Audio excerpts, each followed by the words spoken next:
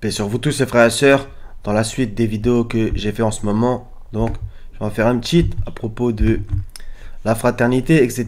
La réelle. Donc du coup, on va voir certaines choses. Donc j'ai pris cette phrase de l'évangile.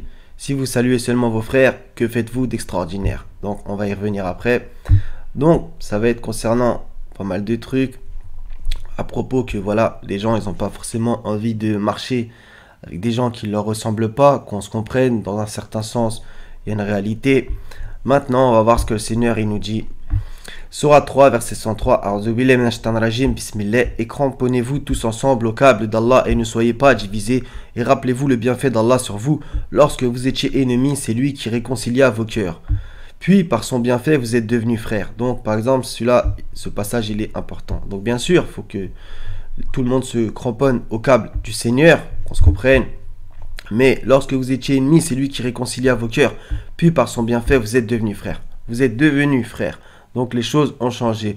Et alors que vous étiez au bord d'un abîme de feu, c'est lui qui vous en a sauvé. Ainsi Allah vous montre ses signes afin que vous soyez bien guidés. Que soit issue de vous une communauté qui appelle au bien, ordonne le convenable, interdit le blâmable, car ce seront eux qui réussiront. Donc là, on va s'arrêter aussi. Donc une communauté qui appelle au bien, ordonne le convenable et interdit le blâmable. Donc justement, est-ce que ces gens-là, dont j'ai parlé dans les 2 dernières vidéos, ne font pas cela? Appeler au bien, ordonner le convenable, interdire le blâmable. Moi, je pense quand même que si, même si bien sûr qu'il y aura plein de choses à dire, qu'on se comprenne, je vais être un peu concis. Maintenant, voilà, les choses sont quand même assez évidentes.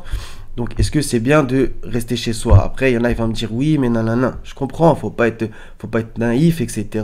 Il y a de l'opposition contrôlée, des acteurs de crise, etc. Ça, c'est évident, qu'on se comprenne.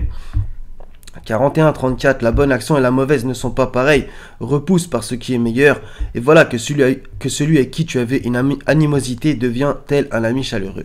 Cela aussi, il est important ce passage. Donc voilà, les choses, encore une fois, elles changent. Et des fois, c'est l'inverse. Donc, un ami qui devient ennemi, etc. Sourate 2, verset 220. Un petit segment. Allah distingue celui qui sème le désordre de celui qui fait le bien. Voilà, c'est aussi simple que ça. Donc, le Seigneur, il connaît tout le monde. Voilà. Sourate 9, verset 6 jusqu'à, en vérité, la 9, c'est... Voilà, c'est... Faudrait la lire, quoi qu'il arrive, en entier. Et si l'un des associateurs te demande asile, accorde-le lui, afin qu'il entende la parole d'Allah, puis fais-le parvenir à son lieu de sécurité, car ce sont des gens qui ne savent pas. Voilà. Donc ça, c'est un passage quand même intéressant et important. Afin qu'il entende la parole d'Allah.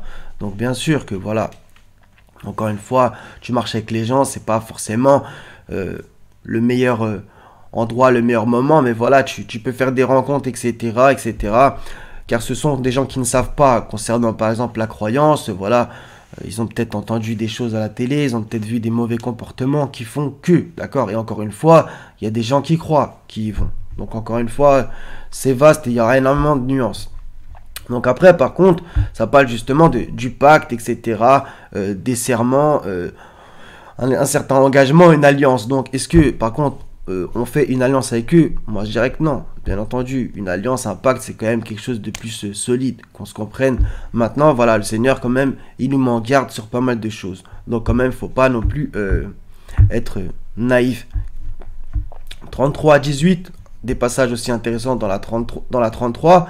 Par exemple, les versets juste au-dessus.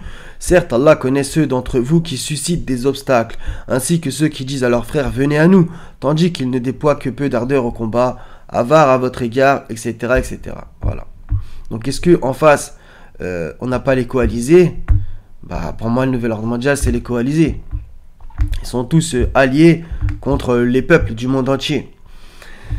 Donc, justement, c'est dans 5,47 dans Matthieu. Si vous saluez seulement vos frères, que faites-vous d'extraordinaire? Les païens aussi n'agissent-ils pas de même? Voilà. Si vous aimez ceux qui vous aiment, quelle récompense méritez-vous? Les publicains aussi n'agissent-ils pas de même? Voilà. Donc justement, Jésus il a incité beaucoup à tout cela, on va le voir dans l'évangile. Répondit, je n'ai été envoyé qu'aux brebis perdues de la maison d'Israël. Ça c'est ce que Jésus l'a dit, aux brebis perdues. Est-ce que les gens qui, voilà, ils ont une certaine, des fois, un petit peu, une illusion que, voilà, ils pensent que on va s'en sortir par certaines choses, ils pensent que la liberté, elle est ceci, elle est cela, alors qu'en vérité, voilà, on est tous plus ou moins esclaves du système à plus ou moins fort degré, etc. Donc est-ce que, dans un certain sens, ce ne sont pas des brebis perdues? Mais moi, je pense qu'ils ont quand même une sincérité, d'accord? Eux, au moins, ils font les choses, ça, on ne peut pas leur reprocher, voilà. On ne peut pas leur cracher dessus. Donc, il y a pas mal de versets dans ce sens-là. Tels sont les 12 que Jésus envoya après leur avoir donné les instructions suivantes. N'allez pas vers les païens et n'entrez pas dans les villes des Samaritains. Mais ça, par contre, c'est contextuel, c'est un certain moment évangélique, puisque dans la toute fin de Matthieu, voilà, allez vers toutes les nations et faites des disciples. D'accord? Donc là, la mission s'est agrandie.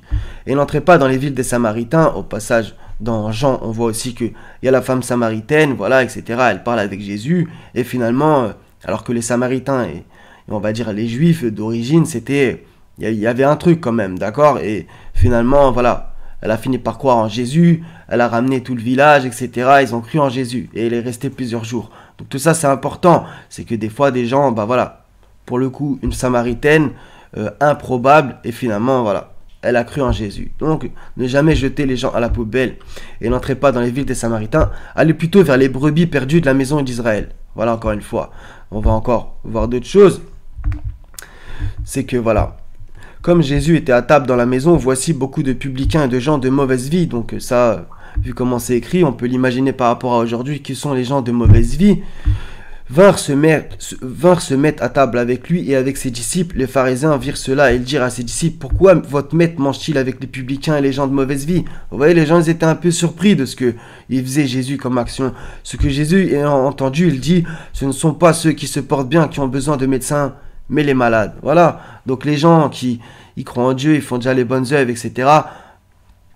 Tu vas pas aller les appeler au Coran, voilà, ils y croient déjà, d'accord? Donc c'est un peu comme ce que les évangélistes font, c'est-à-dire qu'ils vont vers les païens pour les évangéliser, voilà, pour leur apporter la bonne nouvelle.